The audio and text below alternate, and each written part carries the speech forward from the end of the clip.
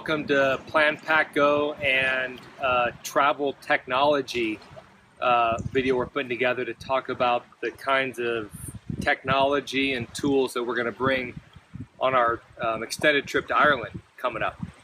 So we're going to be there for about 6 weeks, maybe a little longer, and we're backpacking, which means, that can mean a lot of different things. For us, that means everything we're carrying and bringing with us, we're going to have on our backs in regular, wilderness backpacking gear. Although we won't be tent camping at all. So we're going to be staying in B&Bs and hostels and such. But we do plan to do a lot of extended trekking where we're going from town to town and keeping everything with us. So we'll be doing some bus travel, maybe some train, although not likely, but a lot of time hoofing it on the ground across Ireland. And so we're experienced backpackers in the wilderness. We've done trips up to 10 or 11 days, and we've done a lot of like weekend trips, things like that. So we're pretty familiar with the idea of packing light and finding multiple uses for equipment, which is really key, and minimalizing the amount of equipment that you need to bring with us. A trip this long, though, to Ireland, and particularly when we're doing a lot of business and other things while we're there, is a little bit different. If we were going to be, doing a 10-day backpack trip, we wouldn't bring a laptop with us. We probably wouldn't bring even an iPad with us. But we have work to do, and I'll kind of explain why we need to bring each of the things that we're bringing as we go through this.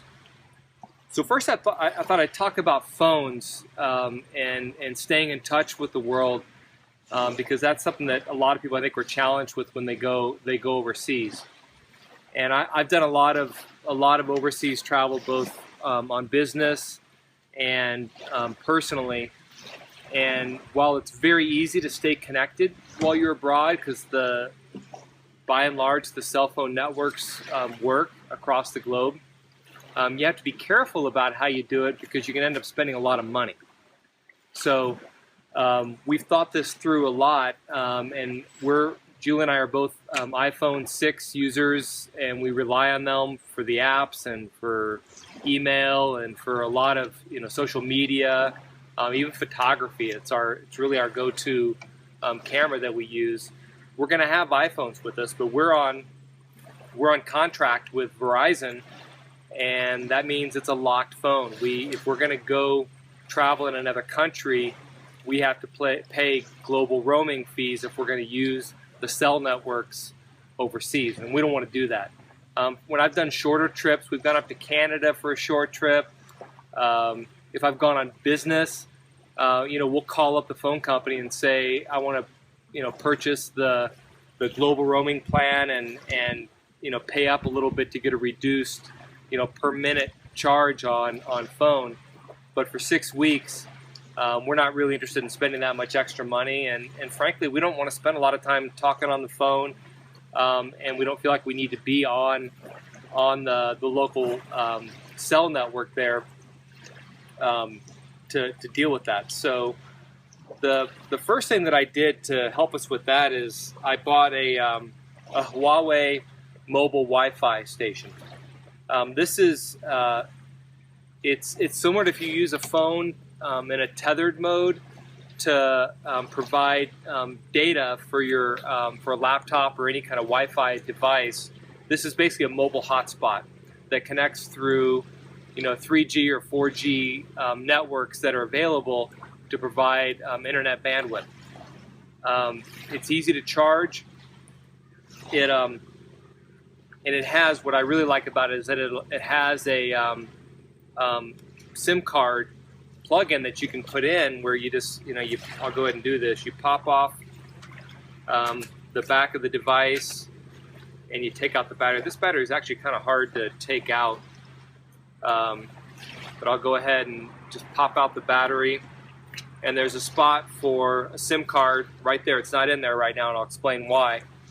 And when we land in Ireland, we're going to go to a grocery store or Tesco store, and we're going to buy some kind of pay-as-you-go data SIM package that'll give us both phone and data. And I don't know how much we'll buy, maybe 5 gig at a time. That's probably going to be enough for what we're doing, because this is really why we're out while we're out roaming around. And from what I've heard, there's very good high bandwidth internet broadband coverage throughout the island. It's a fairly flat island. It's fairly small, so we should be able to stay in pretty good touch with the internet through this device. And then, of course, if we're in a cafe or a hotel and we have good bandwidth, we'll use that so that we don't eat up our package. But that's the idea. Now, a couple weeks ago, I was thinking, if I'm going to go to the trouble of buying a SIM card for this, why not get a cheap, unlocked phone that I could also use to make local calls? Because we may be calling ahead to reserve a room for the next night, or we may just need some other information, and we may need to give a number to some people to be reached. So I bought on Amazon this really, really awful Android blue unlocked phone, but it's functional. And what you can do is, again, you just I went just for testing purposes. I went to a local drugstore here in New York, and I bought an AT&T Go package. Why did I go with AT&T? I don't like AT&T. I went with AT&T because they have really good coverage where we are right here on Keuka Lake. And I bought a SIM card, and then I went online and activated it, this little AT&T Go SIM card, activated it, and I'm able to use it with the phone. But what's kind of even cooler is I can take it from the phone and just pop the SIM out, and I can move it over here to my mobile Wi-Fi device and slide it in carefully right there into there, and pop the I better put the battery in also. Put the battery in. Got some winds here. I hope the audio still comes out okay. And I'm good to go. And once I find it easier to activate these on the phone. And then once you have it activated on the phone, then you can pretty much just pop it into the mobile device. Although in the notes for this, I'll talk about one thing I had to do through the admin interface to make that work. And once I set it up, it just works. And interestingly enough, we get better bandwidth through this device than our paid cable modem or DSL that we have here at the cottage. It's significantly better, but we're kind of paying by the drink, so you got to be careful about not using it up too quickly. So the idea is that we'll have this for mobile internet, we'll have this for local calls and for incoming emergency calls, and I guess we can do outbound calls too, but I'm not interested in eating up our plan with overseas calls. What we'll do instead is we'll use Skype and potentially Google Voice, which I use both of those, and both also will allow me to set up forwarding to this phone when I'm there.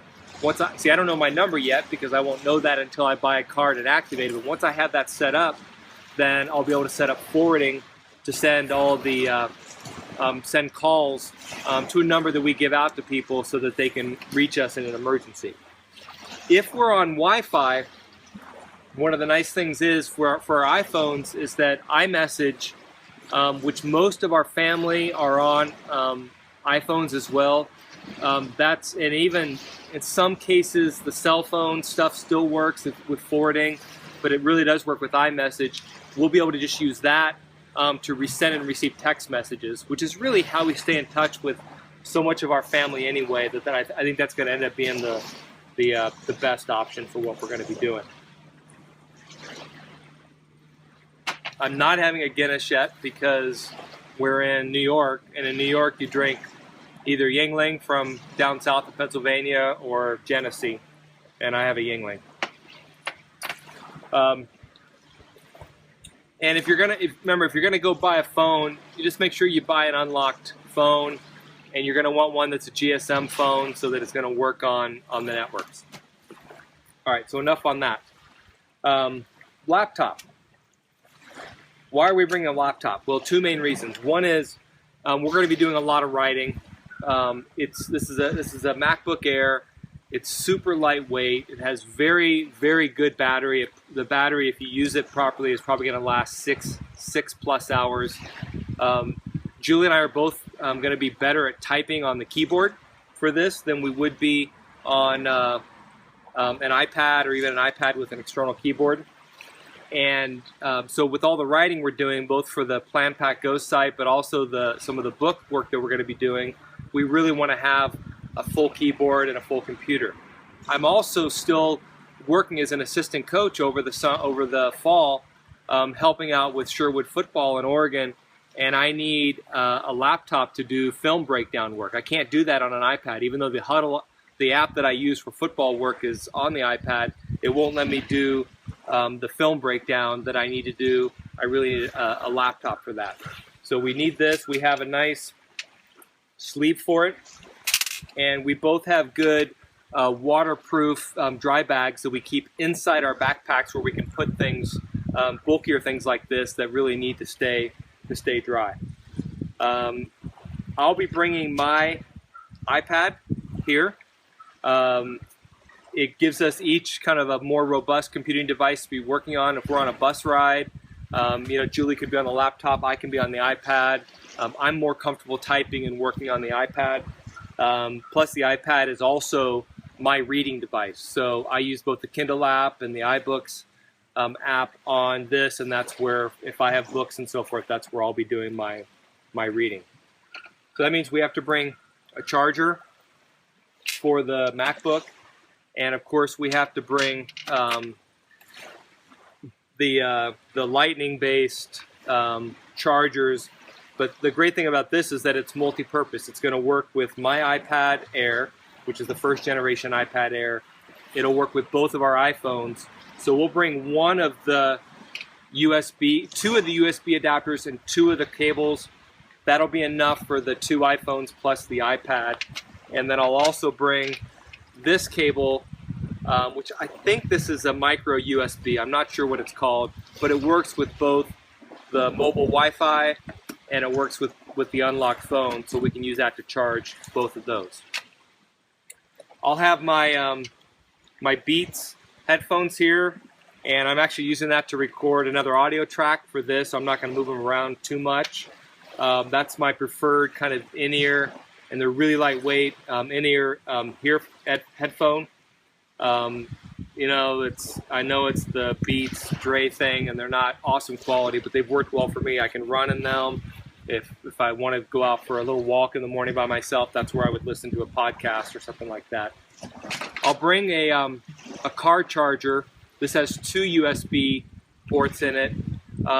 Towards the back end of the trip, we will have a rental car, and it's just nice to have one of these with you.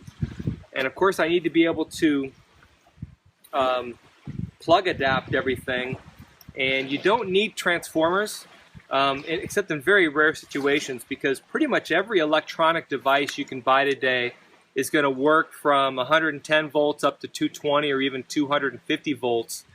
And if you're going to be in most countries that aren't the US, you're going to be dealing with not 110, 120, but more like 220 volt.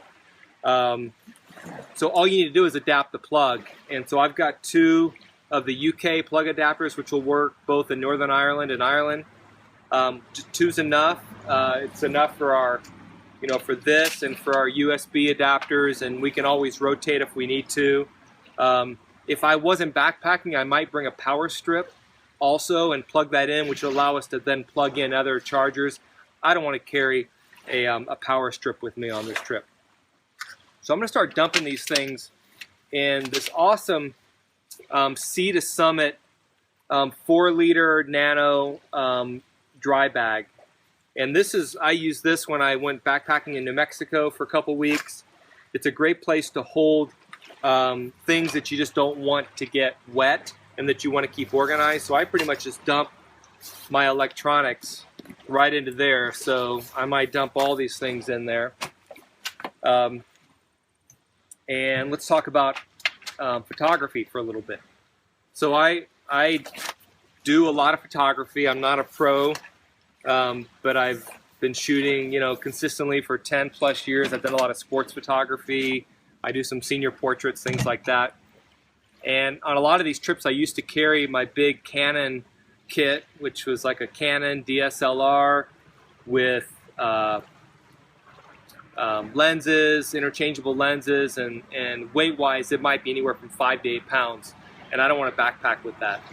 Over the last year or so, I've been using this is an amazing camera this is a Fujifilm X100S, and it's a mirrorless camera, which I had a Sony NEX mirrorless before, which I liked.